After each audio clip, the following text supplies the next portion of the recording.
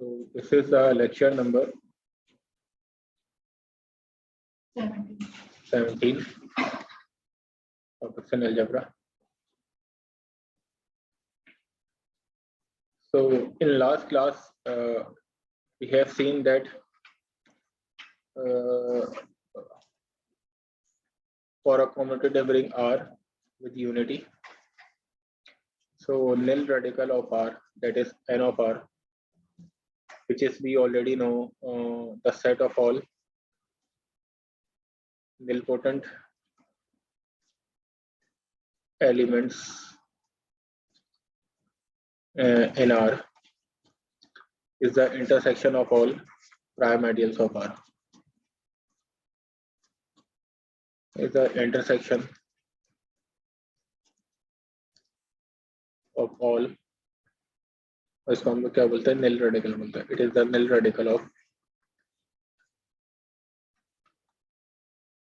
intersection of all prime ideals of R. So actually we proved this proposition. So we know that n of R is the set of nilpotent elements of R, and this is an ideal of R. Initially we proved, and in the last class we proved that this ideal is the intersection of all prime ideals of R. So naturally we are interested also in the intersection of all maximal ideal of R. So now there is a definition that the intersection of all maximal ideals of R, because we know that every maximal ideal, prime ideal is a maximal ideal, but the converse in general is not true. But now we are interested in the intersection of all maximal ideals of R. So this is termed as G of R, which is the Jacob sum. इसको बोलते हैं, it is the Jacob sum radical of, it is the Jacob sum radical of R. So what is the Jacob sum radical of R? It is just the intersection of all maximal ideal, intersection of all maximal ideals of R. जैसे जो nil radical होता है, it is the intersection of all prime ideals of R. So Jacob sum radical is the intersection of maximal ideals of R.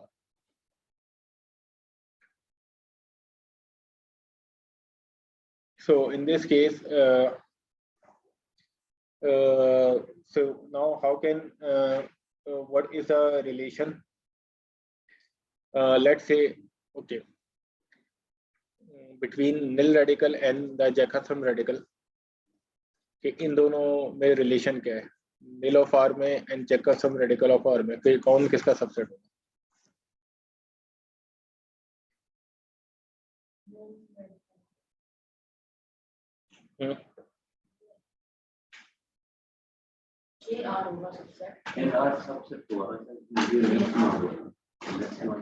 क्या NR subset होगा या G? अच्छा, कौन सा इंटरसेक्शन जनरली ज्यादा बड़ा होगा? इनकेस का मतलब आपको लगता है कि NR ज्यादा बड़ा इंटरसेक्शन होगा या GR ज्यादा बड़ा इंटरसेक्शन होगा? ये सिर्फ सेट थ्योरी के पॉइंट ऑफ व्यू से है. देखिए जितने ज्यादा, अच्छा प्राइम आइडियल से ग्रुप में ज्यादा होते हैं, मैक्सिमल आइडियल ज्यादा होते हैं?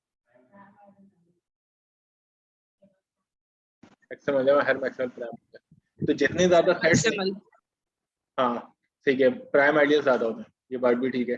तो जितने सेट ज्यादा सेट्स होंगे तो इंटरसेक्शन उतना ज्यादा बड़ा होगा या छोटा होगा? सेट ज्यादा होंगे. सेट थ्योरी के पॉइंट ऑफ व्यू से सोचें कि लेट से आपके पास 3 सेट्स हैं ABC,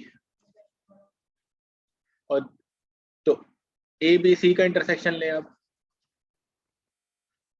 और AB का इंटरसेक्शन लें, तो जितने ज्यादा सेट्स होंगे इंटरसेक्शन उतना ज्यादा छोटा होगा. इंटरसेक्शन तो छोटा होगा ना, क्योंकि अब उतना कॉमन कम एलिमेंट लाने की उतनी ज्यादा बात होगी ना. तो जनरली इसका क्या होगा? इसका सबसेट होगा ना. ये intersection B intersection C subset होगा इंटरसेक्शन B का. तो इस इन जनरल जो NR है वो सबसेट होगा GR का. ये कि जस्ट सेट थ्योरी के पॉइंट ऑफ व्यू से देख सकते हैं. फिर एग्जाम्पल ही बता देता हूँ आपको कि लेट से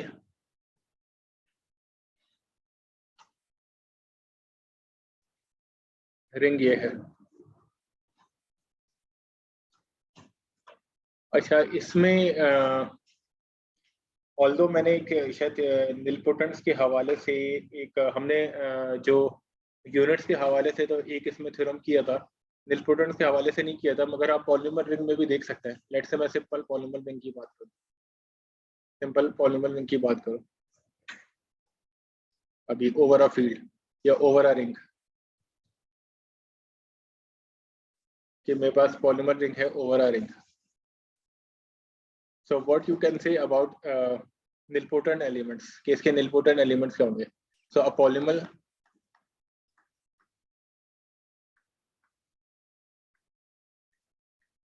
ये पॉलीमर है, ये nilpotent कब होगा?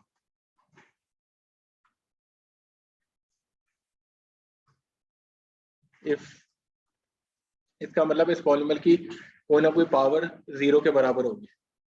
देखिए इसकी अगर कोई ना कोई लेट से mth पावर 0 के बराबर हुई तो ये कब हो सकती है? आप इसको प्रूफ, इसके जो प्रूफ जो कंडीशन है वो आपको भी पता चल जाएगी।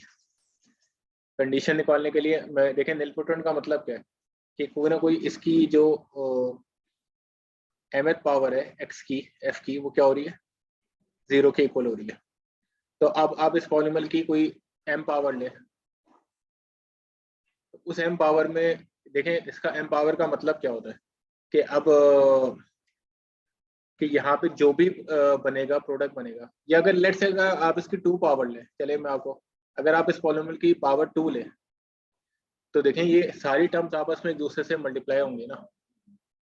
तो जब सारी टर्म्स और 0 के बराबर है, इसका मतलब जब एफ स्क्वायर लेंगी तब एफ स्क्वायर का प्रोडक्ट लेने में आपको ए नॉट स्क्वायर वाली टर्म भी मिलेगी, क्योंकि ए नॉट से मल्टीप्लाई होगा। ए वन स्क्वायर वाली टर्म भी मिलेगी और ए एन स्क्वायर वाली टर्म भी मिलेगी। तो अगर ये अगर पॉलीमर 0 के बराबर है तो ये सारी की सारी चीजें किसके बराबर हो जाएगी? अब क्या है, तो इसका मतलब आपको क्या पता चला कि अगर तो, हाँ ना, नहीं वो भी तो होंगी, मगर आपको तो इनके बारे में पता चल गया ना। इसका मतलब अगर एफ स्क्वायर 0 के बराबर है तो इसका मतलब ये सारे 0 के बराबर है, तो इसका मतलब ये सारे एलिमेंट्स क्या हो गए? निलपोटेंट्स हो गए, निलपोटेंट्स हो गए बस। तो इसका मतलब आपको यहाँ पे कंडीशन नजर आ रही है। तो इन द सेम वे अगर आपको ये बात पता चलती है कि एफ एम की पावर 0 के बराबर है, तो प्रोडक्ट लेने में, अब जब प्रोडक्ट लेंगे तो ए नॉट की पावर एम भी बनेगी, ए वन की पावर भी एम इन्वॉल्व होगी, बाकी टर्म्स भी होंगी वो भी 0 के बराबर होंगे, मगर इन पर्टिकुलर ये वाली सारी टर्म्स भी क्या होंगी? 0 के बराबर होंगी, तो इनके कोफिशिएंट्स भी क्या होंगे? 0 के बराबर होंगे। तो एफ नॉट अगर 0 के बराबर होगा तो इसका मतलब ये इम्प्लाइज करेगा। तो इस मीनिंग है कि यहाँ पे क्या कंडीशन बनती है कि अगर एक एलिमेंट निलपोटेंट है तो क्या कंडीशन होना चाहिए कि इसके सारे कोफिशिएंट्स भी क्या होने चाहिए? If a not, a one up to so on a n are nilpotents. Naturally समझ में आ रहा है ना कि पॉलीमर को अगर मैं, पॉलीमर की कोई ना कोई पावर 0 के बराबर होगी तो इसका मतलब सारे कोफिशिएंट्स की भी कोई पावर 0 के इक्वल होगी, तो इसका मतलब दे आर ऑल निलपोटेंट्स। तो इसमें थोड़ा सा प्रूफ में ये इशू है कि ये वाली साइड तो इजी है कि अगर पॉलीमर निलपोटेंट है तो उसके सारे कोफिशिएंट्स भी निलपोटेंट होंगे। Now for the formal proof you need to see that अगर कोफिशिएंट्स, या फिर होमवर्क के तौर पर ले लेगा, आपको प्रूफ मिल जाएगा that if coefficients are nilpotent तो आपको इसको भी निलपोटेंट शो करना पड़ेगा।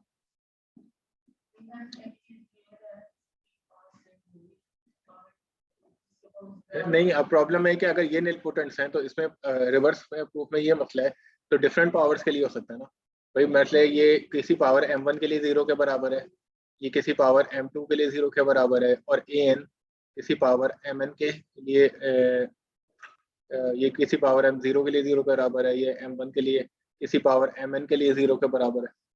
तो अब आपको एक जॉइंट, तो अब आपको वो वाली पावर देखना है जिसमें सारे के सारे, ये जब वो वाली पावर आपने कंस्ट्रक्ट करना है जिसमें ये सारे के सारे क्या हो रहे हैं? 0 के बराबर आप बना, सारे के सारे जो जब हम वो लें तो उसमें आपको कोई ऐसी पावर बनाने में, चलिए मैं वो भी करवा देता हूँ, देखते हैं, फॉर्मली करवा देता हूँ, जब इतनी बात चल रही है तो मालूम होना चाहिए आपको।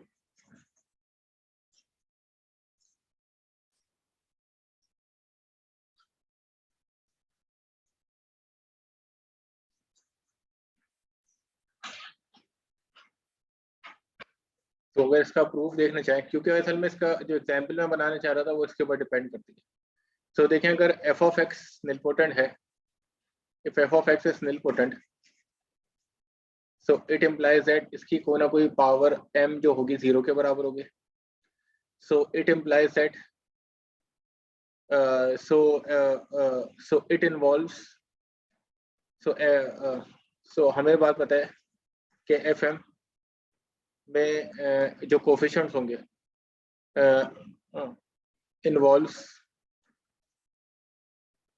कोफिशिएंट्स इज fm, या कोई ये बात कर दें, coefficient of fm involves a naught raised to the power m, a1 raised to the power n, and up to so on, an raised to the power m. So since fm it is equal to 0, so it implies that a naught m1 is equal to 0, am m1 is equal to 0, and up to so on, an m1 is equal to 0, which implies that all a naught up to so on, a1, an, these are nilpotents. Okay, तो ये वाला proof तो easy है. These are nilpotents. Now for the reverse part, what I'm assuming that a1, a naught up to so on, am, these are nilpotent elements. These are nilpotent elements.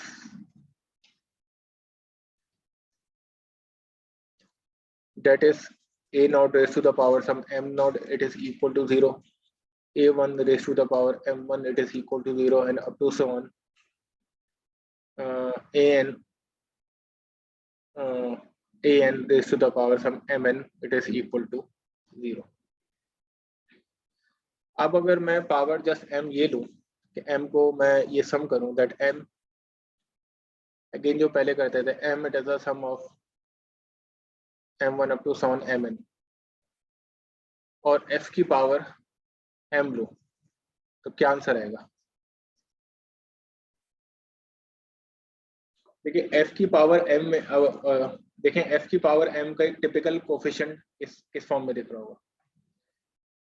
f की power m का देखें, f की power m का, इसको मैं 2 में करके दिखा दूं तो ज्यादा अच्छा रहता आपके लिए. f की पावर का एक टिपिकल कोफिशिएंट क्या होगा? वो इन सब का पावर प्रोडक्ट होगा. एक टिपिकल कोफिशिएंट इस टाइप का हमने प्रूफ किया था जब हम निलपोटेंट को हम वो आइडियल शो कर रहे थे. निलपोटेंट एलिमेंट्स का जो सेट होता है, a typical coefficient of f raise to the power m, वो किस फॉर्म में होगा? वो इन सब, क्योंकि इसका जो कोफिशिएंट्स बनेगा वो a नॉट की पावर प्रोडक्ट से बनेगा, कि a नॉट की कोई ना कोई डिफरेंट पावर्स आ जाएंगी, तो वो बेसिकली इस फॉर्म में होगा, a not i1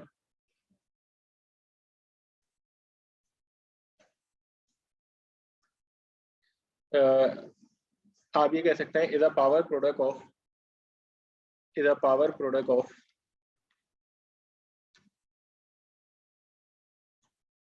a naught up to so on an.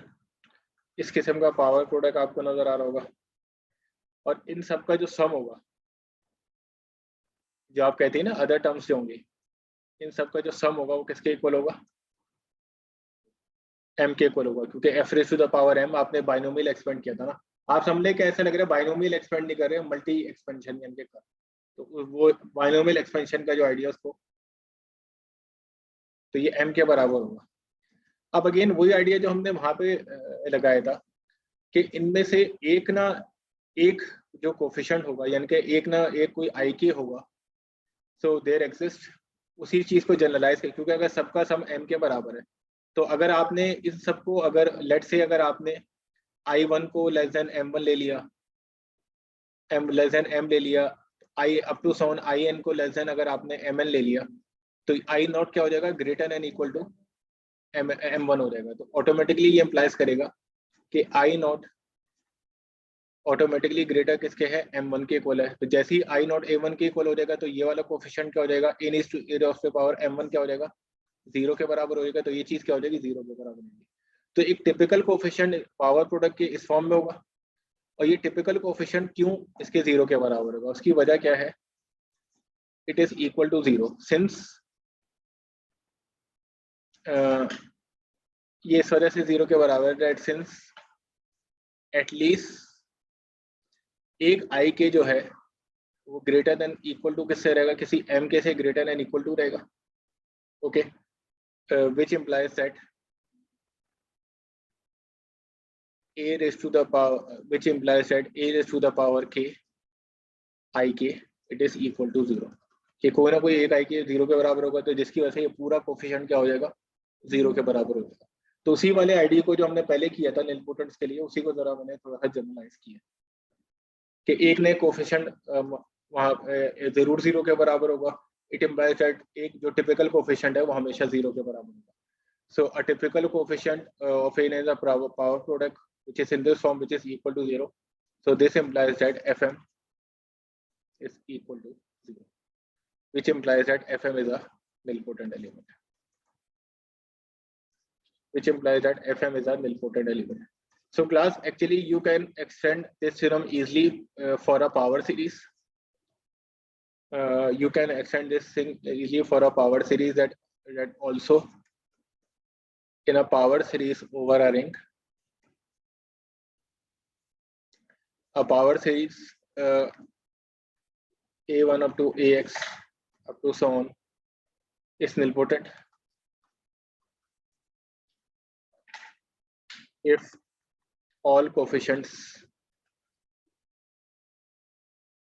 are nilpotent. Okay, all coefficients are nilpotent.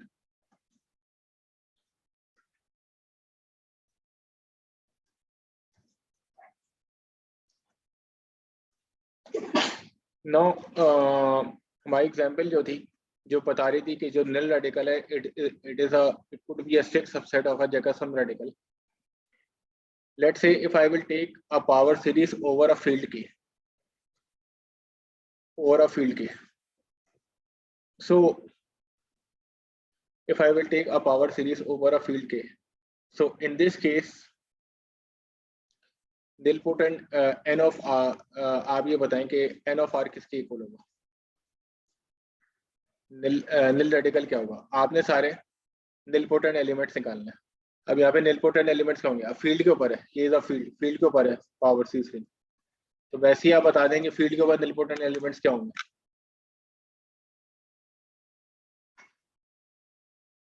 देखिए पॉलीमर तभी nilpotent होगा ना जब उसके सारे कोफिशिएंट्स nilpotent होंगे, तो कौन सा, सिर्फ 0 ही होगा। उसकी वजह ये कि फील्ड में तमाम सिर्फ 0 element is the nilpotent element. So if polymer ring is if you have a polymer or a power series over a field, so this could be a nilpotent, उसके सारे कोफिशिएंट nilpotent, उसके इसका मतलब उसके सारे कोफिशिएंट्स क्या हो, 0। तो actually nil radical is just a zero ideal. Nil radical is just a zero ideal.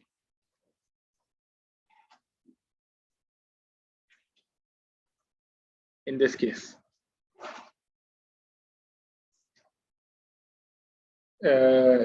since 0 is the only nilpotent element in K. अब now what you can say about Jacobson radical, ये हमने किया हुआ है, अगर आप लोग को मालूम होना चाहिए आप लोग मुझे डायरेक्ट भी बता सकते हैं। When some element Jacobson radical, actually it is equal to the intersection of all maximal ideals. इसके कितने मैक्सिमल आइडियल्स होते हैं इस पावर सीरीज रिंग के, एक खास रिंग होता है पावर सीरीज रिंग, जिस एग्जांपल बताई थी।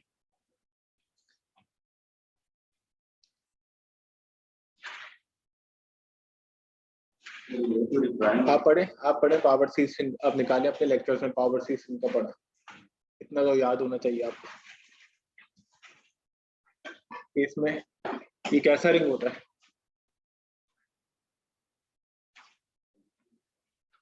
जब पावर सीरीज को स्टार्ट करवाया तो उस वक्त देखें,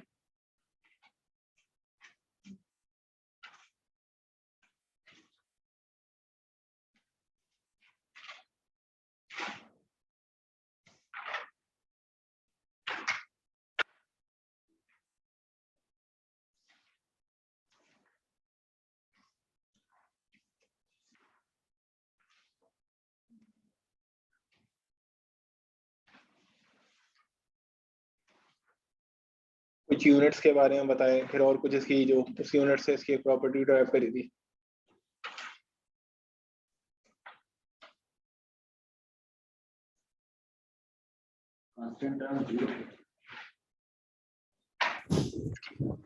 सर इसके मैक्सिमल आइडियल्स होंगे जो x प्लस कांस्टेंट होंगे, जिनमें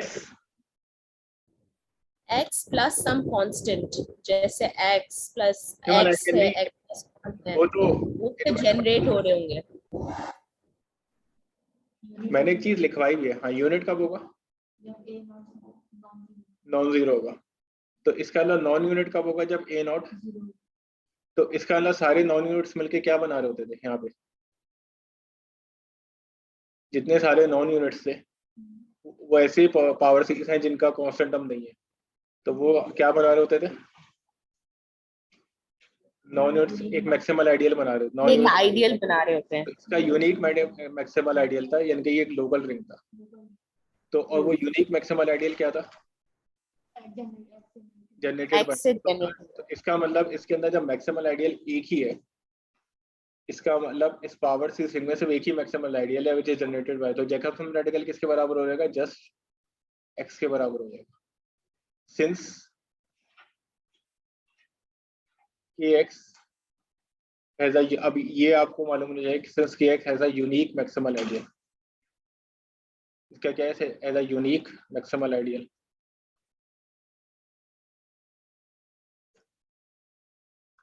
रीजन उसका ये थी, ये लोकल रिंग होता है, तो लोकल रिंग में यूनिक मैक्सिमल आइडियल होता है। So here the set of all non units which is a set of power series such that constant term is equal to 0. It is an ideal which is generated by x and it is the only maximal ideal of this ring. So that's why Jacobson radical किसके बराबर होगा? It is just an ideal generated by x, क्योंकि एक ही maximal ideal है। So this example shows you that the n of r is a subset of is a strict subset of Jacobson radical. चलें अब उसके यहाँ पे तो हमने रिलेशन देख लिया पावर सीरीज में, मगर अगर मैं पॉलीमर रिंग लूँ इस एग्जांपल में, तो पॉलीमर रिंग में आप क्या कह सकते हैं जैकबसन रेडिकल के बारे में? और if you will take a polymer ring over R, field भी ले सकते हैं polymer ring over R, then what you can say about the Jacobson radical, and then what is the relation between the nil radical and the Jacobson radical?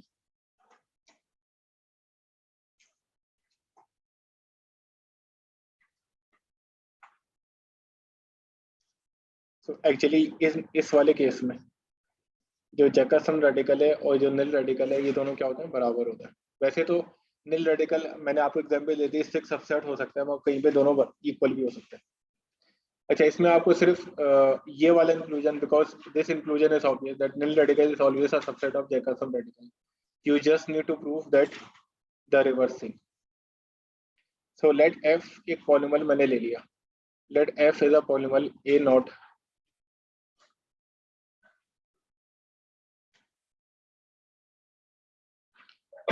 a1x up to so on an xn. It is an element of the Jacobson radical of Rx.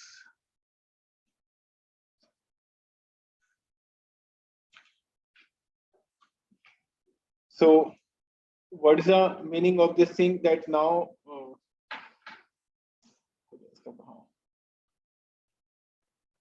Okay मुझे ये वाला proof करवाने से पहले ना, sorry, मुझे इसका proof करना, ये एग्जाम्पल से पहले मुझे प्रूफ करना होगा, तो पहले मैं प्रूफ करवा देता हूँ, फिर इस चीज को शो करता हूँ। मुझे अभी याद है एक प्रोपोजिशन है about the Jacobson radical, we will first prove the proposition and then I will do this example.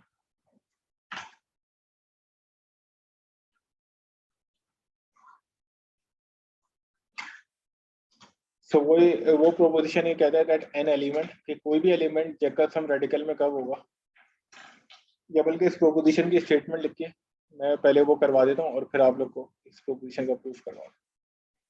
If and only if, so an element is sitting in the Jacobson radical if 1 plus ab is a unit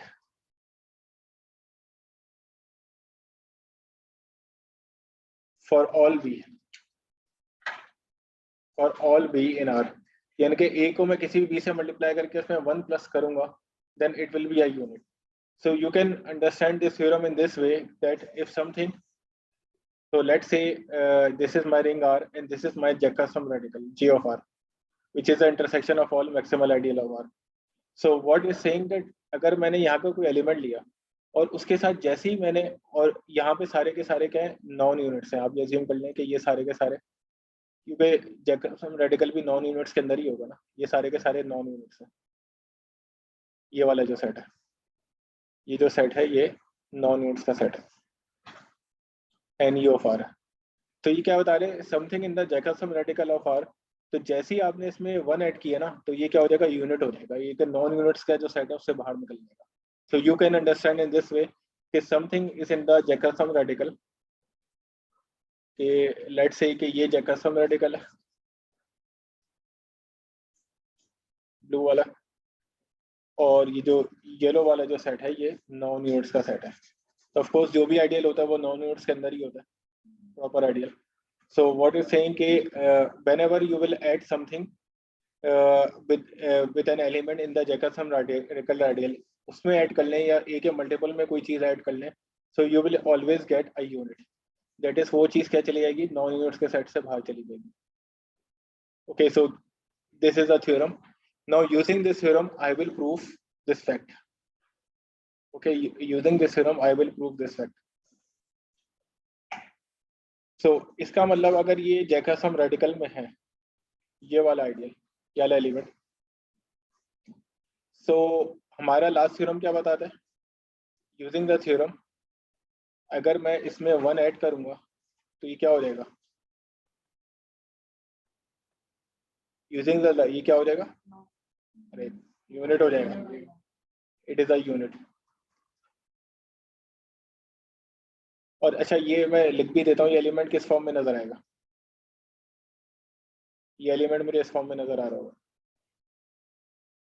बल्कि नहीं sorry, मैंने ये इसमें using, क्योंकि कोई सा multiple होता है तो यहाँ पे x के साथ मैंने मल्टीप्लाई करवा दिया कि ये मैंने क्योंकि यहाँ पे बात कहता है कि भले ही 1 प्लस ए करे या 1 प्लस ए बी करे, किसी भी एलिमेंट के साथ मल्टीप्लाई कराए तो जाएगा, तो मैंने यहाँ पे x ले लिया था. So using the last theorem, what we can say that 1 plus f of x is a unit. Okay. So 1 plus x of x को मैं, ये किस फॉर्म में थ्योरम होगा, ये होगा a नॉट x के बराबर होगा, a1 x स्क्वायर के बराबर होगा, and up to so on an x raise to the power n plus 1. तो ये एलिमेंट क्या हो जाएगा, यूनिट हो जाएगा. अब ये बात बताएं कि अगर कोई पॉलीमर यूनिट हो, तो कब यूनिट होता है. So, पहले इसने बताया कि यूजिंग द लास्ट थ्योरम होगा ये जैकबसन रेडिकल में, तो इफ एंड ओनली इफ क्या होगा कि ये एलिमेंट क्या हो जाएगा, यूनिट हो जाएगा. और यूनिट होने की कंडीशन क्या होती है, इफ एंड ओनली इफ, सब कुछ भूल के बैठे हैं. मैंने general polymer ring over R, किसी भी रिंग के ऊपर हो, बड़ा लंबा सा इसका प्रूफ था कि किसी भी रिंग के ऊपर अगर आपने पॉलीमर को देखना हो कि वो यूनिट कब होता है, just polymer ring over R है, आर्बिट्री कॉम्पिटिटिव रिंग के ऊपर है, तो उसके ऊपर एलिमेंट कब यूनिट होता है, खोल के देखें. एक नो मैंने पूरा प्रूफ करवाया था कि हाउ कैन वी कैरेक्टराइज कि कोई भी पॉलीमर ए नॉट यूनिट हो और बाकी सारे एलिमेंट्स क्या हो, जिनके कांस्टेंट टर्म यूनिट हो और बाकी टर्म्स क्या हो, निलपोटेंट हो. तो यहाँ पे तो ऑलरेडी ये यूनिट है, तो ये इसका मतलब ये वाली सारी टर्म्स क्या हो जाएंगी, नॉन कांस्टेंट टर्म्स क्या हो जाएंगी. तो इसका मतलब कि ये जब दी के बराबर होगा इफ एंड ओनली इफ, ये सारी की सारी टर्म्स क्या हो जाएंगी, निलपोटेंट हो जाएंगी. और अगर ये सारी टर्म्स निलपोटेंट हो गई तो इसका मतलब पॉलीमर भी क्या हो जाएगा, ओरिजिनल जो पॉलीमर था ये भी क्या हो जाएगा, निलपोटेंट हो जाएगा. नहीं ना, देखें इस पॉलीमर की बात कर रहा हूँ, देखें ये टिपिकल पॉलीमर देखें, ये वाला पॉलीमर देखें, मैं एफ ऑफ एक्स की बात नहीं कर रहा, मैं 1 plus F of x unit है, तो ये वाला पॉलीमर क्या है, ये है ना. तो अगर ये पॉलीमर यूनिट है तो इसकी नॉन कांस्टेंट टर्म्स क्या आ रही है, ये आ रही है ना. तो ये सारी की सारी क्या हो जाएंगी, निलपोटेंट हो जाएंगी. तो नॉन कांस्टेंट टर्म्स क्या हो जाएगी, निलपोटेंट्स के कोफिशिएंट्स क्या हो जाएंगे, निलपोटेंट हो जाएंगे। तो अगर ये सारे कोफिशिएंट निलपोटेंट हो गए तो original polynomial F of x क्या हो जाएगा, निलपोटेंट हो जाएगा। That is F of x इसमें बिलोंग कर जाएगा एन ऑफ आई एन के किसमें, that is F of x इसमें बिलोंग कर जाएगा एन ऑफ और यही तो मुझे प्रूफ करना था कि I took typically an element from the Jacobson radical and I proved that this is an element of the nil radical. Okay, or the जो reverse inclusion होता है, it is always true. So it shows that the nil radical for a polynomial ring, for any polynomial ring, भले ही वो over a field हो या किसी commutative ring R के ऊपर हो, the nil radical is always equal to the Jacobson radical. So we have seen an example in which a nil radical is strictly contained in a Jacobson radical, and this example also shows that maybe they are equal. So अब ये ध्यान में रखने की कोशिश करें कि इसको प्रूफ करने के लिए मैंने क्या क्या चीजें, कितने थ्योरम्स हमने यूज किए। सो एक्चुअली सबसे पहले हमने ये अलग यहाँ पे थ्योरम यूज किया जो मैंने स्टेट यहाँ पे किया। देन फिर हम जिस तरह यूनिट्स एलिमेंट को कैरेक्टराइज करते हैं पॉलीमर रिंग में, उनको यूज किया। और देन मैंने इस पॉइंट पे एक थ्योरम को यूज किया कि कब एलिमेंट निलपोटेंट होता है, जो ऊपर मैंने आपको प्रूफ करवाया। Now I am just interested in the proof of this theorem.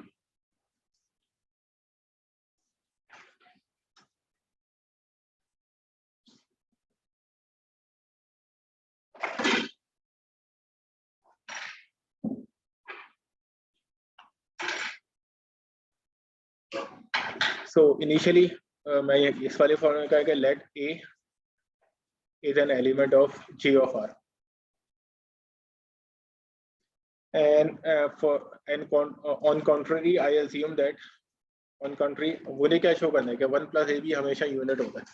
तो मैंने contrary क्या कर लिया कि 1 plus AB is non-unit. Assume 1 plus AB is non-unit for some B in R. कि किसी एक B के लिए ये हमें तो प्रूफ करना था ना कि 1 plus AB is always a non-unit। मैंने on contrary लिया कि किसी एक B के लिए क्या है, ये non-unit है। Okay, now contradiction बहुत सिंपल तरीके से आ जाएगा कि that we already know that A is an element of G of R. So इसको मैं किसी चीज से ऐड करूंगा, B से ऐड करूंगा, मल्टीप्लाई करूंगा, सॉरी, तो ये भी किसका एलिमेंट आ जाएगा, G of R का एलिमेंट हो जाएगा। Okay, so AB is also an element of G of R. Okay, अच्छा, अब 1 plus AB के बारे में क्या कह सकते हैं कि अगर 1 plus AB एक नॉन यूनिट है, तो 1 plus AB किसी ना किसी मैक्सिमल आइडियल में जरूर बिलोंग करेगा, ये बात भी तो है ना। देखिए, जो नॉन यूनिट होता है वो हमेशा किसी मैक्सिमल आइडियल के अंदर ही होता है ना। हमने नॉन यूनिट हमेशा किसी मैक्सिमल आइडियल से बिलोंग करता है। तो यहाँ से हमें ये बात ही पता चलेगी कि अगर नॉन यूनिट है तो इसका मतलब 1 plus AB is an element of M, कि हर नॉन यूनिट किसी ना किसी मैक्सिमल आइडियल में बिलोंग कर रहा होता है for some maximal ideal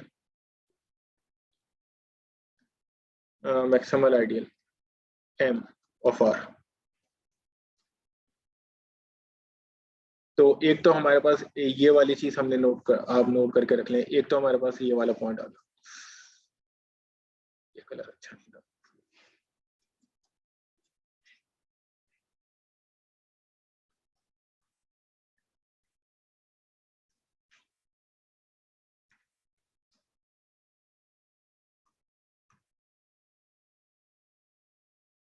okay, एक ये वाला पॉइंट आप नोट कर लें। सेकंड ये चीज क्या थी कि we already know that AB is an element of we already know that AB is an element of G of R. A is an element of GR because this is given. So if we multiply any element B with A, since GR is an ideal, तो वो भी किस में belong करेगा, G of R में belong करेगा। Okay, अब G of R क्या है? It is the intersection of all, it is the intersection of maximal ideals. तो इसका मतलब ये ए भी जो एलिमेंट होगा तमाम आइडियल्स में बिलोंग करेगा, intersection of all maximal ideals. In particular A B और किस चीज में बिलोंग करेगा? एम में भी बिलोंग करेगा, क्योंकि एम भी मैक्सिमल आइडियल है ना। So a b is in the intersection of all maximal ideal, in particular M is an element of a M. So class, now we have two conditions, 1 plus AB is an element of M and AB is an element of M. So अगर ये दोनों M में मौजूद हैं तो इन दोनों का जो डिफरेंस है, कि from this condition, you can say that from star and double star, what you can say कि इन दोनों का जो डिफरेंस है वो भी किस में बिलोंग करेगा? M में बिलोंग करेगा, बिकॉज 1 plus AB M में बिलोंग कर रहा है, AB M में बिलोंग कर रहा है, तो इन दोनों का डिफरेंस भी किस में बिलोंग करेगा? M में बिलोंग करेगा। और इन दोनों का डिफरेंस है किसके बराबर? तो इसका मतलब M क्या हो गया? R के बराबर आ गया, विच इज अ कॉन्ट्रडिक्शन, क्योंकि M तो मैक्सिमल आइडियल है, it should be a proper ideal, which is a contradiction. इसका मतलब ये कि हमने ऑन कॉन्ट्ररी लिया था, हमने अज्यूम किया था कि 1 plus AB अगर नॉन यूनिट हो तो इसके यहाँ से हमें कॉन्ट्रडिक्शन मिल रहा है। तो ये just typical proof by contradiction है कि हमने जो प्रूफ करना था उसके नेगेशन ले लिया, and then we arrived at a contradiction. Okay, now for the reverse part. Now what I am assuming that 1 plus AB is a unit. 1 plus AB is a unit for all B in R. And what is the task? मेरा task ये है, what I need to show, या मेरा जो conclusion है वो ये कि I need to show that A is an element of the Jacobson radical. क्या मुझे शो करना है कि A Jacobson radical में। So इसका मतलब मुझे क्या शो करना है कि whenever I will take any maximal ideal, तो A क्या होना चाहिए? उसके अंदर होना चाहिए। तो A अगर किसी भी maximal ideal, if A is an element of an arbitrary maximal ideal, it means that A is sitting in the intersection of all maximal ideal, that is A sitting in the Jacobson radical. So मेरा जो task क्या है वो ये कि for an arbitrary maximal ideal M of R,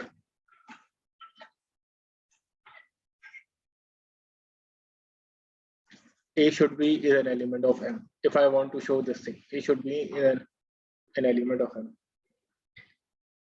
Okay, तो again मुझे for all show करना है, तो again contrary मैंने क्या ले लिया कि on contrary, suppose on contrary assume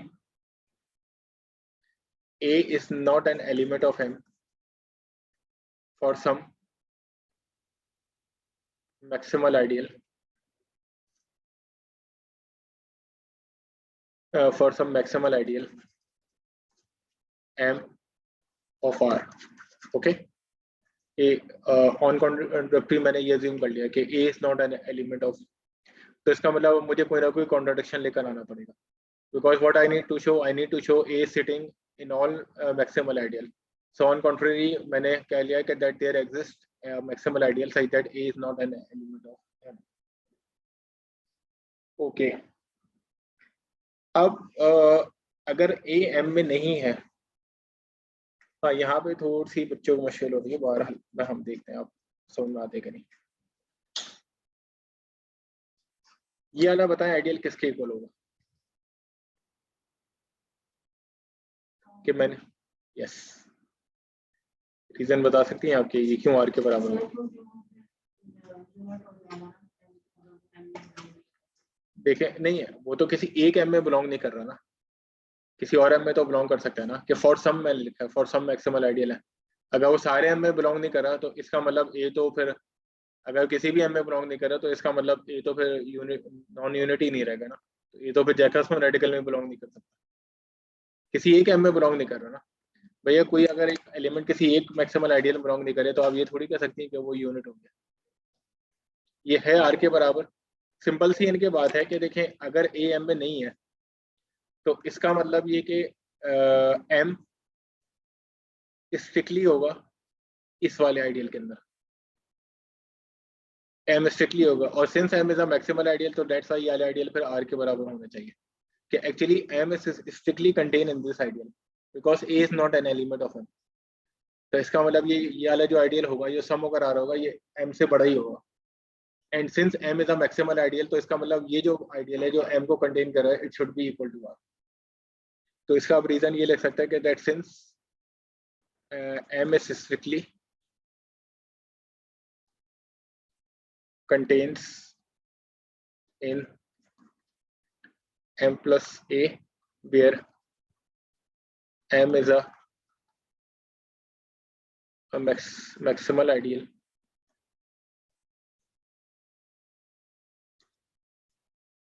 और स्ट्रिक्टली क्यों कंटेन कर रहा है ड्यू टू दिस कंडीशन ये स्ट्रिक्टली कंटेन कर रहा है कि ए एम का therefore m plus a should be equal to r। तो हमें पता चल गया m plus ideal generated by a it is equal to r। It's mean that n since 1 is an element of r it implies that 1 is an element of m plus ideal generated by a क्योंकि 1 r इसके बराबर है ना plus ideal generated by a के बराबर है। So what is the meaning of this thing that 1 could be written in the form of let's say x plus 1 in the form of x plus ab या 12 मरतबा आप minus B भी लिख सकते हैं ज़्यादा आसानी आपको के लिए क्योंकि आपने कोफिशिएंट को माइनस चूज कर लिया। या 1 could be written in the form of x into a into minus b where minus b is an element of r, that is x minus ab it is an element of 1।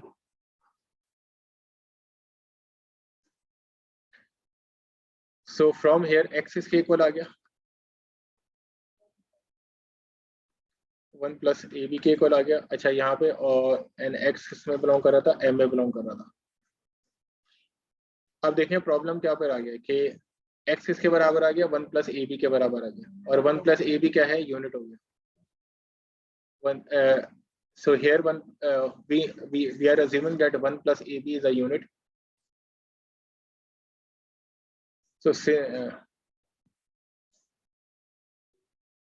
since 1 plus ab is a unit which implies that x is a unit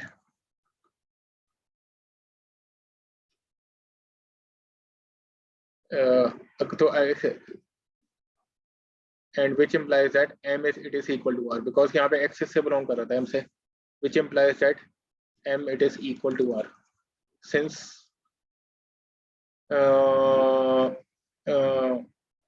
since x is an element of m।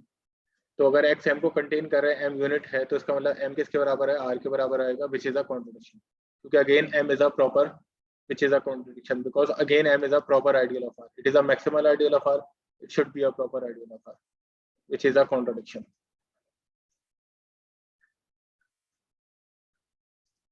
So so what we prove is that we assume that if a is not so we need to prove that a is in a Jacobson radical, that is we need to prove that a is sitting in all maximal ideal। So we assume that a is not, if a is not sitting in any maximal ideal then that maximal ideal would be equal to r।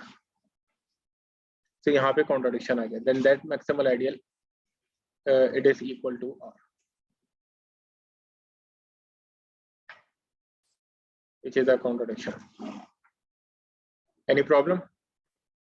Okay okay, so यहाँ पे so next अब जो idea है जो इनको generalise करता है वो जस्ट आइडिया हमारे पास रेडिकल ऑफ एन आइडियल। सो ये भी एक, जैसे हमने आइडियल्स के दरमियान ऑपरेशंस देखे, तो ऑपरेशंस हमने जस्ट क्या देखे that if we have two ideal I J of R, then we can add two ideals, which is again an ideal of R. We can multiply two ideals. We can take the intersection of. So these are some typical operations between ideal. So there is one more operation which we can introduce an ideal. Suppose we can take the square root, we take the root of an ideal, कि हम अब ये operation भी perform कर सकते हैं ideal के साथ, and this is called the radical of I, and this operation is called the radical of I. So ये ऑपरेशन एक सिंगल आइडियल के साथ ऑपरेट होता है, जैसे इसमें दो आइडियल्स के साथ हम ऑपरेट नहीं कर होते। सो अब ये बाइनरी ऑपरेशन नहीं होता है, it is a unary operation you can say. So अब इसकी प्रॉपर डेफिनेशन क्या है, और फिर इसको रेडिकल बोलते हैं। मैं इसकी डेफिनेशन लिखवा रहा हूँ। एक सिंगल एलिमेंट के ऊपर ऑपरेशन कर होता है ना, जैसे दो एलिमेंट्स के ऑपरेशन कर होते हैं तो बाइनरी ऑपरेशन कहलाते हैं, सिंगल एलिमेंट पे करेंगे तो it is a unary operation. So अब इसकी डेफिनेशन क्या है प्रॉपर रेडिकल ऑफ आई की,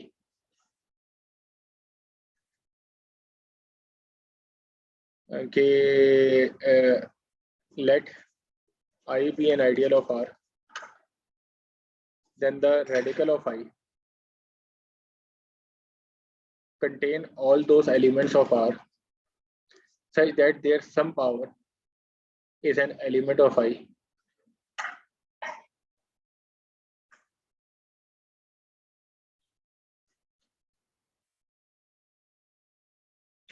कि एक्चुअली जैसे आप वो करते हैं ना कि स्क्वायर रूट ऑफ 4 क्या होता है, 2 के बराबर होता है, तो इसका मतलब क्या होता है कि 2 स्क्वायर 4 के बराबर।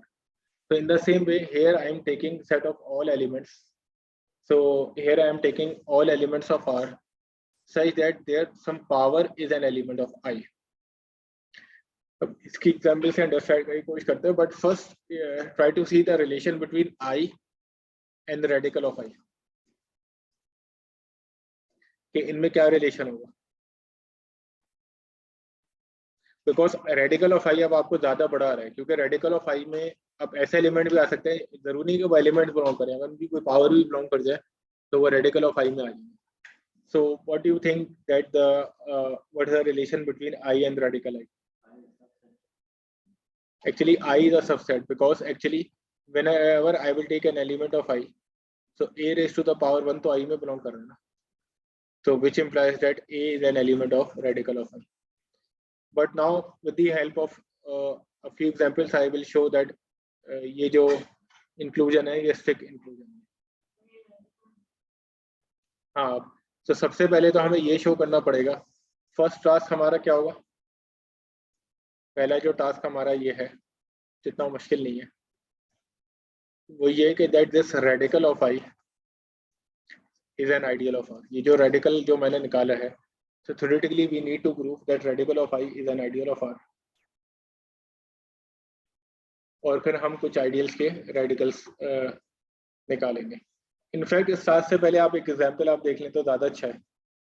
तो फॉर एग्जांपल आपके पास ये है कि 4z is an ideal of Z. Now I am interested in the radical of 4z. I am interested in the radical of 4z. Now radical of 4z is an it contain all elements के contain all integers such that उनकी कोई ना कोई power भी किससे belong कर जाए, 4z से बिलोंग कर जाए। तो इसमें आप क्या क्या एलिमेंट एक्सपेक्ट कर, 1 एक्सपेक्ट कर रहे हैं? नो, क्योंकि देखें 1 की कोई पावर 4z में बिलोंग नहीं करेगी। कोई ऐसा एलिमेंट आप मुझे बताएं कि जो 4z में ना हो मगर रेडिकल में हो, रेडिकल ऑफ 4z में। Yes, 2। Actually one can see that 2 is an element of Z. In fact you can see that ये आखिर में ये सेट बनेगा, कैसा सेट बनेगा। In fact in the end just try to see कि ये सेट कैसा बनेगा जो इसका रेडिकल होगा, कि कौन कौन सा एलिमेंट होंगे जिनकी कोई ना कोई पावर 2 में बिलोंग करेगी।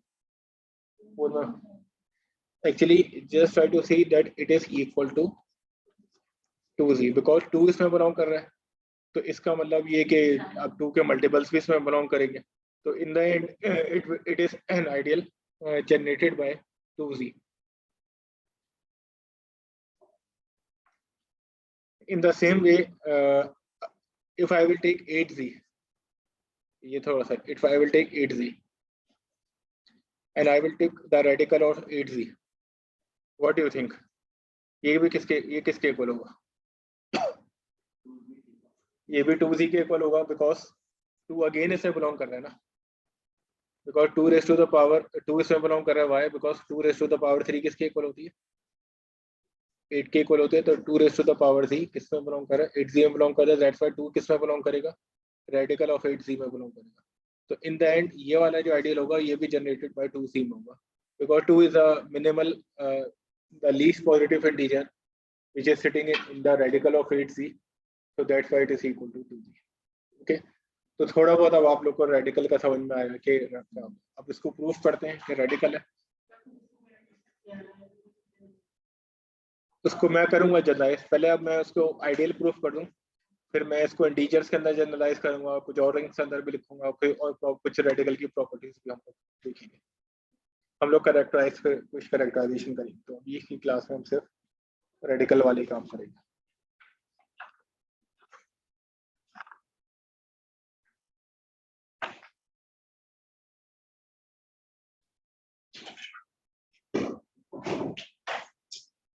ऑल्दो आप लोग ये प्रूफ कर सकते हैं इजीली, मैं जस्ट कि प्रूफ के लेट से अगर ए और बी रेडिकल ऑफ आई में है, तो इसका मतलब ए की पावर कोई एम आई में बिलोंग करती है, बी की पावर एन किस में बिलोंग करती है? आई में बिलोंग करती है.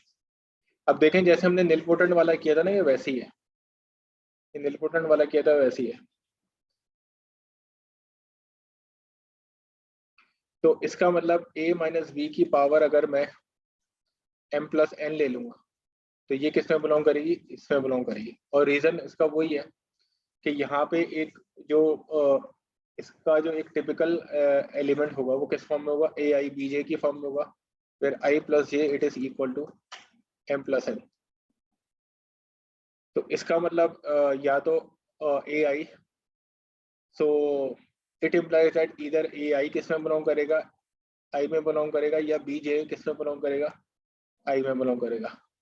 सो in both cases a I b J किस में बिलोंग कर जाएगा? आई में बिलोंग कर जाएगा, विच इम्प्लाइज दैट. सो आप यहाँ पे भी बात कर सकते हैं कि टिपिकल एलिमेंट या इसका typical element in the expansion किसके? Typical element in the expansion किसके इक्वल होगा? ए आई बी जे के इक्वल होगा. So now from we know that either AI is an element of BI due to this condition, or BJ is an element of I, which implies that A minus B it is an element of I. तो जैसा हमने nilpotent वाला proof किया था ये वैसे ही proof हो जाएगा. So which implies that that A minus B raised to the power m plus n it is an element of I, which implies that A minus B it is sitting in the radical of I. और जो second वाला part है वो इसी तरह से proof हो जाएगा. ये तो फर्स्ट पार्ट किया था ना. If I want to prove that this is an ideal,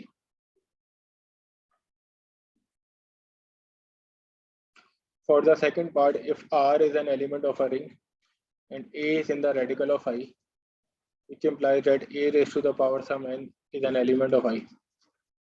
So if you will take R raised to the power whole n, so it is raised to the power n an.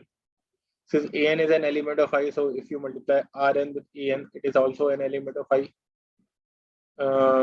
So which implies that Ra whole raised to the power n is an element of I, which implies that Ra is an element of the radical of I.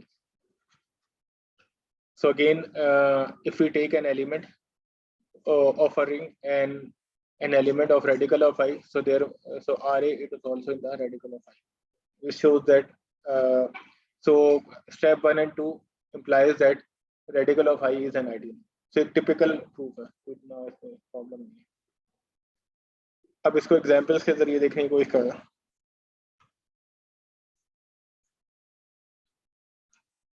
अच्छा, किसी भी ring के लिए कि that 0 is an element of R या 0 ideal is an ideal of R. 0 ideal is an ideal of R for any ring. तो जब मैं 0 आइडियल का रेडिकल आइडियल लूंगा तो मुझे क्या मिलेगा?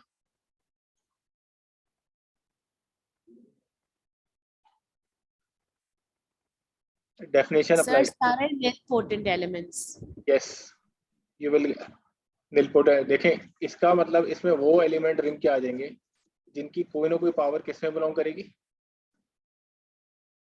0 आइडियल में बिलोंग करेगी.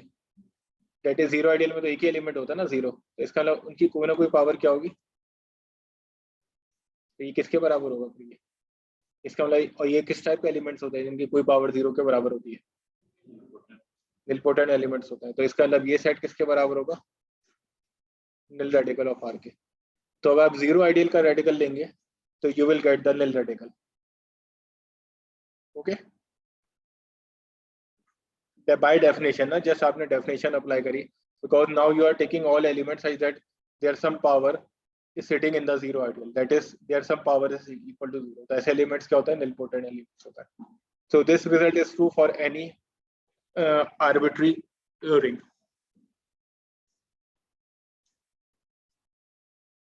Now जैसे आप वहां पे जनरलाइज करना चाह रही थी कि let's say if you will take an ideal in Z which is generated by some power of prime,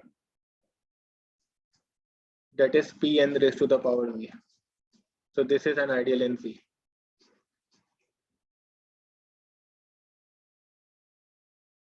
So now what do you think, what is the radical of this ideal which is generated by the power of prime? What is the radical of this ideal? क्या होगा?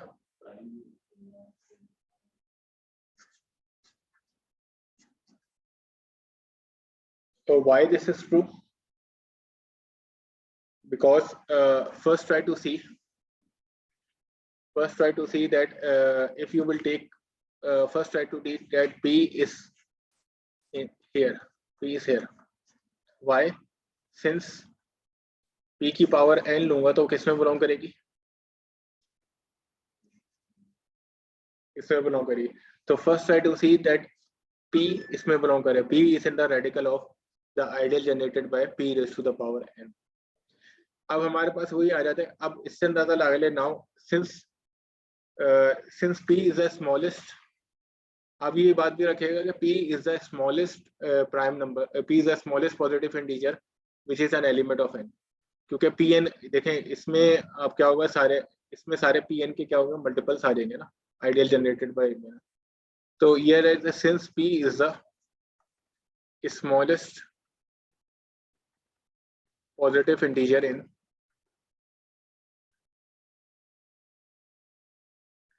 radical of Pn, in the radical of Pn. Why this thing is true? Because P से small यानी कि नहीं हो सकता, because यहाँ पे इसका जो ओरिजिनल आइडियल है it contain all multiples of Pn, so that's why it is an element of Pn. तो वो P से किसी छोटे प्राइम नंबर से कोई और एलिमेंट इसके अंदर कंटेन नहीं हो सकता. और इसको लिए आप और इसको ज़्यादा बेहतर तरीके से कैसे एलिब्रेट कर सकते हैं? Probably you can say that because I just want to show. अच्छा चलें, आप ज़्यादा अच्छा आर्गुमेंट ये ले लें जो आप लोग के लिए ज़्यादा सही रहेगा. सो P अगर इस वाले P अगर इससे बिलोंग कर रहे हैं, वाई P से, तो इसका मतलब जो आइडियल जनरेटेड बाय P होगा वो सबसेट होगा ideal generated by P raise to the power n. ठीक है, P अगर इससे बिलोंग कर रहा है, P is sitting in the radical of P raise to the power n. इसका मतलब ideal generated by P is a subset of ideal generated by Pn, and since we know that ideal generated by P is a maximal ideal.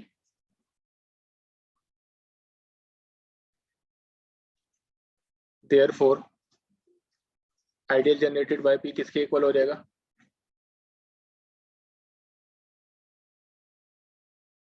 देखिए अगर कोई maximal ideal subset हो एक और ideal का, ये आइडियल भी मुझे पता है कि स्ट्रिक्ट सबसेट है Z का, एक ये आइडियल भी स्ट्रिक्ट सबसेट है, इसका मतलब ये दोनों आइडियल्स क्या हो जाएंगे? इक्वल हो जाएंगे. सो यहाँ से हमें बात समझ में आ गई कि if you will take an ideal generated by a power of prime Pn, then the radical of that ideal is just the ideal generated by that prime. अब भले ही यहाँ पे आप आइडियल जनरेटेड बाय 16 ले लें, उसका रेडिकल क्या होगा? 2 होगा. आइडियल जनरेटेड बाय 81 ले लें, उसका रेडिकल क्या होगा? 3 होगा. So actually you can generalize this thing easily, that if you will take in Cn, if you will take the ideal generated by 81, which is 3 raised to the power 4, तो इसका radical लेंगे, you will get 3. But now अच्छा, और चलिए और कोई, but यहाँ पे क्वेश्चन है जहाँ पे हम छोटे जा रहे हो कि एक टिपिकल जो आइडियल है, अब यहाँ पे मैंने चल गया कि ऐसे आइडियल जो पावर प्राइम की पावर से जनरेट हो रहे हैं उनका तो हम रेडिकल कंप्यूट कर सकते हैं. बट ऐसा आइडियल है जैसे 6Z है. अब 6 किसी प्राइम की पावर में नहीं लिखा जा सकता है, 6 को आप प्राइम की पावर में लिख सकते हैं. So how can we compute the radical of this ideal? How can we compute the radical of this ideal? इसके लिए हम थोड़ा सा वर्किंग इनके करेंगे. बट बिफोर दिस मैं थोड़ी सी और एक और एग्जांपल देना चाह रहा हूँ, and then I will try to answer this question.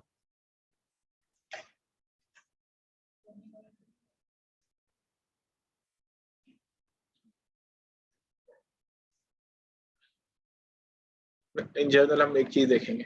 अब मैं रिंग अगर अपना पॉलीमर रिंग ले लूं, ओवर अ फील्ड ले लूं,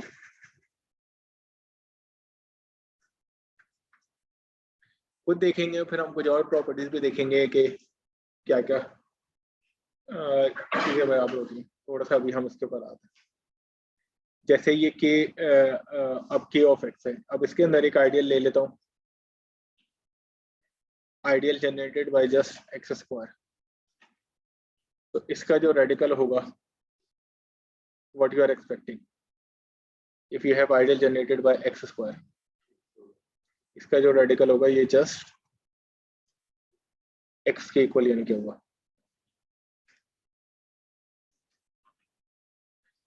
अच्छा, अब नेक्स्ट ये है एक और एग्जांपल में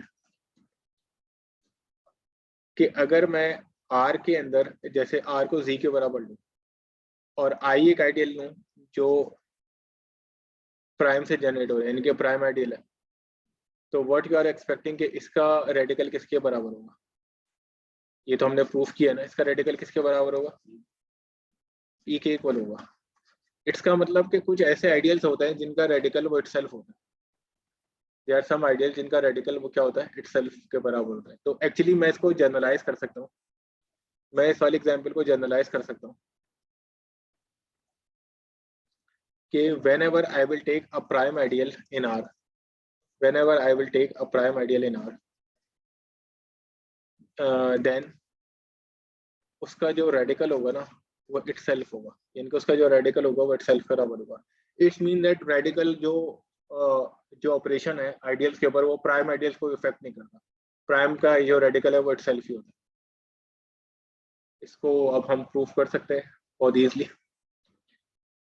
So for example, we already know that P is a subset of radical of P. So you already know it. So for the converse, मैं एक एलिमेंट ले लेता हूँ. Let A is an element from the radical of P. तो A अगर radical of P में से belong करेगा तो इसका मतलब A की कोई पावर n किससे बिलोंग कर जाएगी? P से बिलोंग कर जाएगी. और मैंने आपको लास्ट क्लास में बताया था कि अगर P प्राइम हो और A की पावर अगर P से बिलोंग करे तो इसका मतलब A किससे बिलोंग कर जाएगा? क्योंकि अगेन वही वाली बात है. देखिए प्राइम आइडियल की डेफिनेशन क्या होती है? दो एलिमेंट्स का प्रोडक्ट हो तो दो एलिमेंट, तो उनमें से कोई ना कोई एक एलिमेंट क्या होता है, पी में बिलोंग करता है। तो यहाँ पे दोनों एलिमेंट ए ही है ना, तो इसका मतलब, और पी प्राइम है, तो इसका मतलब ए किससे बिलोंग कर जाएगा, पी से बिलोंग कर जाएगा। लेट्स से इसको मैंने पहले भी एक्सप्लोर किया था कि ए स्क्वायर अगर पी से बिलोंग कर रहा है, इसका मतलब ए इंटू ए किससे बिलोंग कर रहा है, पी से बिलोंग कर रहा है। तो दो एलिमेंट्स का प्रोडक्ट पी से बिलोंग कर रहा है, तो एटलीस्ट एक जरूर बिलोंग करेगा। अब वो दोनों एलिमेंट ए के बराबर है, इसका मतलब ए पी से बिलोंग करेगा, इसका मतलब ए पी से बिलोंग करेगा। तो you can generalize easily it for a raise to the power n। So ये प्रूफ हो गया कि we took an element from the radical. So ये किससे बिलोंग करेगा, प्राइम से बिलोंग करेगा। इसका मतलब ये कि एक हमें एक कॉम्पिटिशनल चीज मिल गई कि when ever you have a prime ideal, तो आप उसका रेडिकल बहुत इजीली कंप्यूट के कर सकते हैं, बिकॉज उसका जो रेडिकल होता है वो इटसेल्फ के बराबर होता है। So now so this leads, in fact आप इसको एग्जाम्पल से ज्यादा प्रॉपर्टी कहना है रेडिकल की।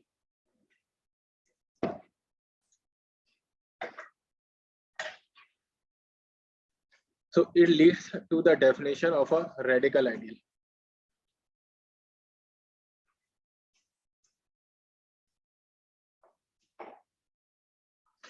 Okay, so an ideal I of R is called a radical ideal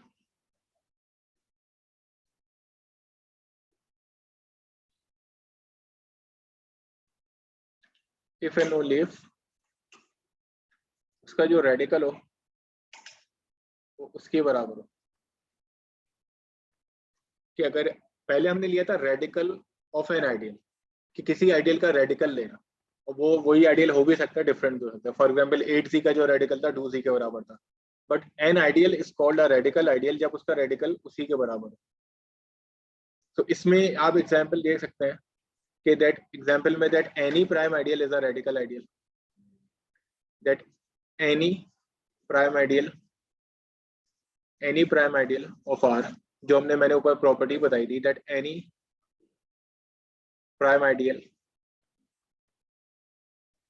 of R is a radical ideal.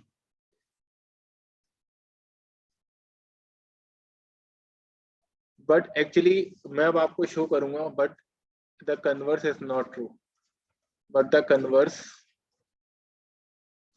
Is not true. ये मैं आपको एक एग्जांपल के जरिए शो करूंगा, but the converse is not true. इस कन्वर्स के लिए कि that is I will show ये एक आइडियल रेडिकल तो है मगर वो प्राइम नहीं है। ओके, तो इस चीज के लिए अब हम लोग क्या काम करते हैं कि उस एग्जाम्पल को कंस्ट्रक्ट करने के लिए कुछ प्रॉपर्टीज को अगर हमें और देखना होगी रेडिकल की। तो for example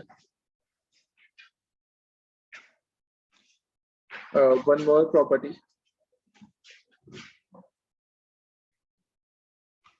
what do you think कि अगर मैंने एक आइडियल लिया कि आई आइडियल है आर का, और मैंने उसका रेडिकल लिया, मैं, और जो आइडियल, तो रेडिकल एक आइडियल है, फिर उस आइडियल का अगेन मैंने रेडिकल ले लिया, तो व्हाट आई विल गेट।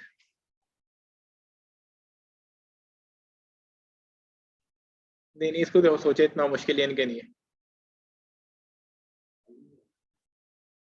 नहीं, आई आर्बिट्री आइडियल है, आई एक आर्बिट्री आइडियल है, रेडिकल आइडियल नहीं है कि उसका रेडिकल सेल्फ होना बराबर ही इनके नहीं है।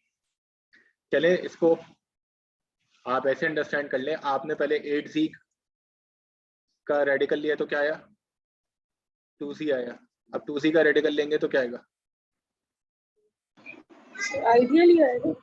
आइडियल तो आएगा मगर क्या चीज आएगा, यहीं से बता दे आपको क्या नजर आ रहा है, क्या आई सिर्फ आ जाएगा, सिर्फ रेडिकल। इसका मतलब रेडिकल ऑपरेशन को एक मरतबा आपने परफॉर्म कर लिया, फिर उसके बाद जितने भी आप रेडिकल्स लेते रहे आपको कोई नई चीज यानी कि नहीं मिली। इसके में अगर 3 रेडिकल्स भी ले लेते ना तो इस पे कोई फर्क यानी फर्क पड़ता कि जब एक मरतबा आपने रेडिकल ले लिया। लेकिन सिंपल सी इनकी बात है कि जब आपने वन टाइम यानी कि रेडिकल यानी कि ले लिया, तो इसका मतलब वो तमाम पावर्स आपने ले ली कि जो आई में बिलोंग यानी कि करेंगे। अब अगर उसमें दोबारा रेडिकल आप लेंगे इसका देखिए अच्छा, इसमें अगेन जो ट्रिवियल पार्ट है, ये तो इनका ट्रिवियल है कि क्योंकि आप जब लेट से अगर आपने इस आइडियल को जे अज्यूम कर लिया या कोई सा भी एक आइडियल, तो ये वाला पार्ट तो आपको पता है कि एक ट्रिवियल पार्ट है, राइट? क्योंकि अगर आपने इस आइडियल को कि रेडिकल ऑफ आई सबसेट होगा रेडिकल ऑफ आई, ये एक ट्रिवियल पार्ट है जैसा हमने पहले किया था। सॉरी ये गलत कर नहीं, आइडियल का जो रेडिकल है उसका प्राइम आना तो जरूरी नहीं है। तो मैंने कहा प्राइम आइडियल का जो रेडिकल होता है, प्राइम आइडियल मैंने कहा जो आइडियल प्राइम होगा उसका रेडिकल इटसेल्फ के बराबर होगा। मगर मैं बाद में आपको कुछ ऐसे आइडियल्स भी दिखाऊंगा जिनका जो रेडिकल है वो प्राइम आना जरूरी नहीं है। ऐसे भी radical ideal converse is not true ना, कि हर प्राइम आइडियल रेडिकल होता है बट रेडिकल आइडियल का प्राइम आना जरूरी नहीं है, इनके वो उसका रेडिकल इटसेल्फ के बराबर होगा। अच्छा, यहाँ पे ये चीज ट्रिवियली ट्रू है क्योंकि हमें पता है कि कोई भी आइडियल होता है वो हमेशा अपने रेडिकल में कंटेन करता है। तो अगर जो रेडिकल आई है वो भी अपने रेडिकल में कंटेन करेगा। अच्छा, कन्वर्स के लिए देखें, सिंपल सी बात ये है कि अगर मैंने एक एलिमेंट उठा लिया रेडिकल ऑफ आई में, ओके, मैं अब यहाँ से उठा के यहाँ का प्रूफ करूंगा ना, क्या कहते हैं वो तो खैर प्रूफ है, अब मैं रिवर्स प्रूफ करूंगा। एक एलिमेंट अगर मैंने यहाँ से उठा लिया रेडिकल ऑफ आई में, इसका मतलब क्या होगा, a raise to the power some M किस में बिलोंग करेगी, रेडिकल ऑफ आई में बिलोंग करेगी। क्योंकि ये कंडीशन है ना कि अगर इस वाले के अगर ए अगर रेडिकल ऑफ आई में है, so what is the meaning of this thing, that a raised to the power some n किसमें इसकी कोई ना कोई पावर ए की वो ये अंदर वाले आइडियल में बिलोंग करेगी। तो थोड़ा सा मैं क्लियर कर लेता हूँ ताकि आप लोग रेडिकल से ज्यादा कंफ्यूज ना।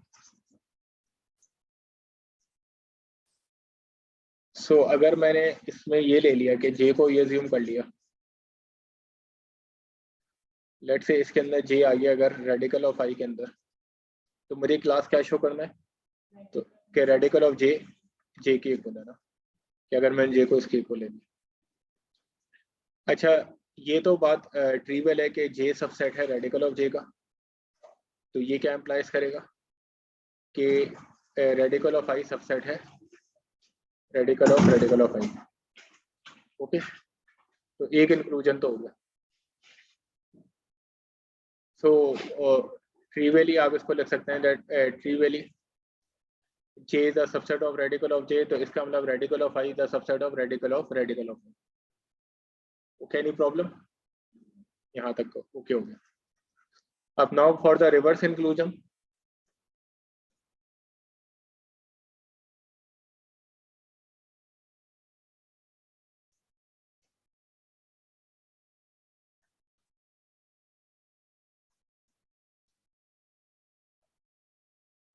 For the reverse inclusion let say a is an element of, अब मुझे ये दिखाना है ना कि रेडिकल उसका कि यहाँ पे तो क्या डेट ए रेडिकल सबसेट है जे का, तो एक एलिमेंट मैंने उठा लिया रेडिकल ऑफ जे से।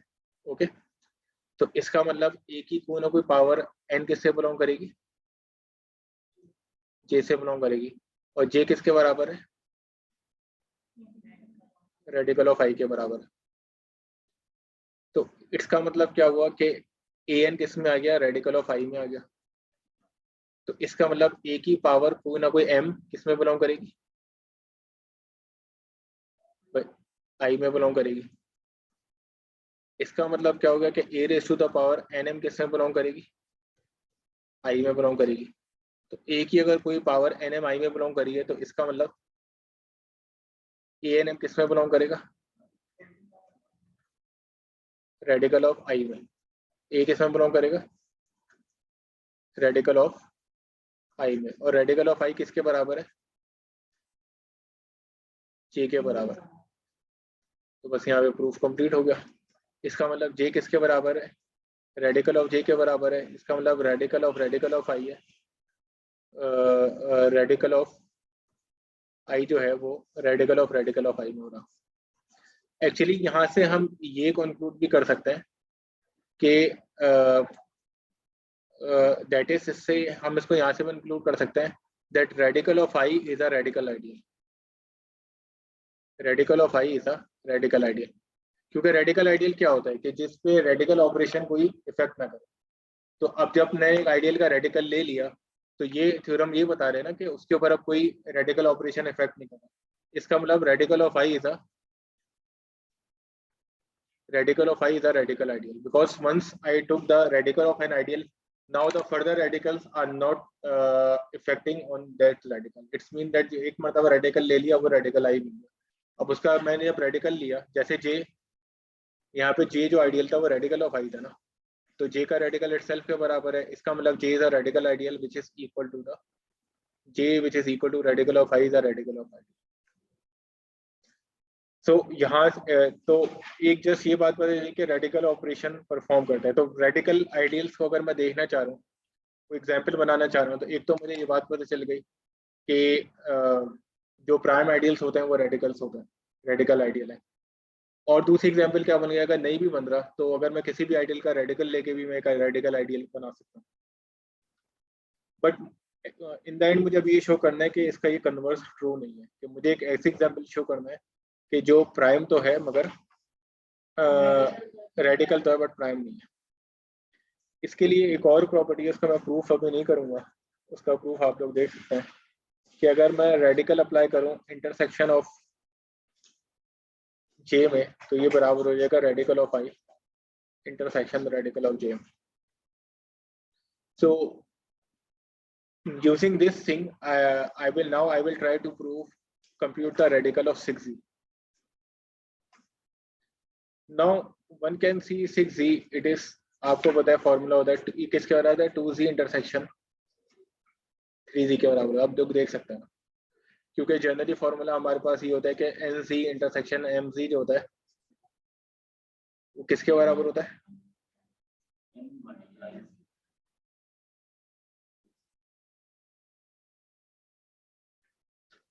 LCM ऑफ nm के बराबर होता है, ideal generated bye LCM of nm। देखिए 2z और देखिए कॉमन एलिमेंट है ना, तो फर्स्ट हमें लीस्ट कॉमन मल्टीपल देखना पड़ेगा। तो ये दो फॉर्मूले होते हैं, इनको याद रखने की कोशिश करेगा। nz प्लस mz जो होता है ना वो इनके GCD से जनरेट हो रहा है। ये दोनों चीज हमने करी थी पहले बहरहाल। So now if I am interested in the radical of 6z, if I am interested तो radical of 6z किसके बराबर होगा, radical of 2z intersection of radical of 3z। और यूजिंग द प्रॉपर्टी ये किसके बराबर हो जाएगा, radical of 2z intersection radical of 3z, कि मैं रेडिकल को इंटरसेक्शन ऑपरेशन में डिस्ट्रीब्यूट कर सकता हूँ। And what is the radical of 2z, because 2z is just a prime, it is 2z। and what is the radical of 3z, और ये किसके बराबर आ गया, 6z के बराबर आ गया। so in the end what we found that is that radical of 6z किसके equal आ गया, 6z के, which implies that 6z is a radical ideal but not a prime ideal। but ये prime ideal है, but not because ये prime से generate नहीं करा, but not a prime ideal। so आप इसमें जनरलाइज कर सकते हैं कि किस टाइप के जो आइडियल्स हैं जो आप अगर मैं रेडिकल आइडियल्स देखना चाह रहा हूँ, अगर मैं रेडिकल आइडियल्स ऑफ वो देखना चाह रहा हूँ, रेडिकल आइडियल्स ऑफ Z देखना चाह रहा हूँ, तो Z के जो रेडिकल आइडियल्स होंगे वो किस फॉर्म में नजर आ रहे होंगे। जैसे हमें पता है इसके जो प्राइम आइडियल्स हैं वो तो PZ की फॉर्म में नजर आ रहे होते हैं, प्राइम से जनरेट हो रहे होते हैं। तो रेडिकल आइडियल्स किस फॉर्म में नजर आ रहे होंगे। 6Z की क्या प्रॉपर्टी थी, 6Z की क्या प्रॉपर्टी थी, क्या 6Z की क्या प्रॉपर्टी थी, ये इंटरसेक्शन ऑफ किस में लिखा हुआ था, दो प्राइम्स के ना। तो इसका मतलब अगर मैं कोई भी एक आइडियल ले लूं n, जो कोई भी आइडियल n ले लूं, तो इसका मतलब n क्या होना चाहिए, प्राइम से इंटरसेक्शन में लिखा होना चाहिए। तो ये कब प्राइम के इंटरसेक्शन में लगता है, अगर n में ले लूं और n अगर प्राइम्स के प्रोडक्ट में लिखा हुआ तो ये nz किसके इक्वल हो जाएगा n, क्योंकि इन सब वो एलसीएम वाला फॉर्मूला मैं अप्लाई अगर करूँ, n अगर प्राइम्स का प्रोडक्ट है तो nz किसके बराबर हो जाएगा p1z intersection p2z and intersection pnz. So here you can prove that radical of zn किसके बराबर आ जाएगा, nz किसके बराबर हो जाएगा, because it is the radical of p1z intersection of two sound radical of pnz. और ये किसके इक्वल आ जाएगा, p1z के इक्वल आ जाएगा and up to so on pnz के इक्वल आ जाएगा एंड ये दोबारा nz के इक्वल आ जाएगा. तो it's mean that if an ideal generated by a product of primes, so if n that is n is a product of primes, so n अगर प्राइम का प्रोडक्ट होगा प्रोडक्ट ऑफ प्राइम, so वो क्या होगा, तो n से generate होने वाला आइडियल क्या होगा, रेडिकल आइडियल होगा. And also you can compute in z, you can compute the radical of any ideal, because for an arbitrary ideal, nz. So देखें जब भी मैं कोई इंटीजर लेता हूँ वो हमेशा इंटीजर क्या होता है, वेयर वो हमेशा प्राइम्स का क्या होता है, नहीं प्राइम्स का प्रोडक्ट नहीं होता. मोर ओवर प्राइम्स का क्या होता है, फंडामेंटल थ्योरम ऑफ अर्थमेटिक क्या बताता है कि कोई भी इंटीजर होता है वो प्राइम का पावर प्रोडक्ट होता है, यानी कि उनकी उसकी पावर्स भी तो इन्वॉल्व हो सकती है ना, वो हमेशा इस फॉर्म में होता है p1 alpha up to so on let's say कोई pk अल्फा के, ये हमेशा प्राइम्स की जरूरी नहीं प्राइम्स का प्रोडक्ट हो, प्राइम्स की पावर्स का प्रोडक्ट होता है जिसको हम पावर प्रोडक्ट ऑफ प्राइम्स कहते हैं. It is a power product of primes. So in this case if I want to compute the radical of nz, so it is just in this case nz, because if n is a product of prime, so nz किसके equal हो जाएगा, it is equal to p1 alpha 1z intersection p2 alpha 2z, क्योंकि वही again आप LCM वाला formula apply करें, so nz could be written in this way pk alpha kz.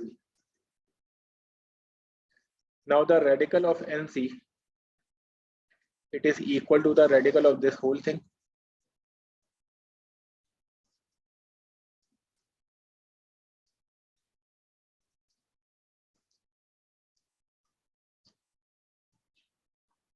Now we can again distribute the radical.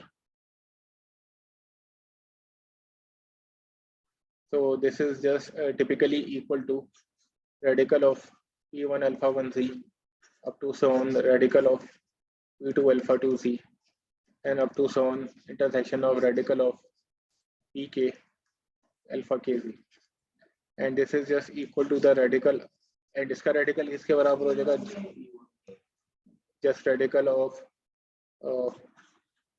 p1z intersection of p2z and up to so on radical of pkz. So actually with the help of this algorithm you can compute the radical of any ideal. You can compute the radical of any ideal in Z. In fact, you can generalize it because the radical of nz, it is just equal to the intersection of all the prime ideals where primes are generated by primes which are involved in the prime factorization of Z, n which are involved in the prime factorization of n. So n की prime factorization में जितने m की prime factorization में जितने prime involved थे उनसे जो generate होने वाले प्राइम आइडियल्स का इंटरसेक्शन क्या होगा, रेडिकल ऑफ nz के बराबर. Okay, thank you sir. तो यहीं पे खत्म करते हैं. थोड़ी सी चीजें और रह गई हैं रिंग्स में और फिर उसके बाद हम इसको खत्म कर देंगे.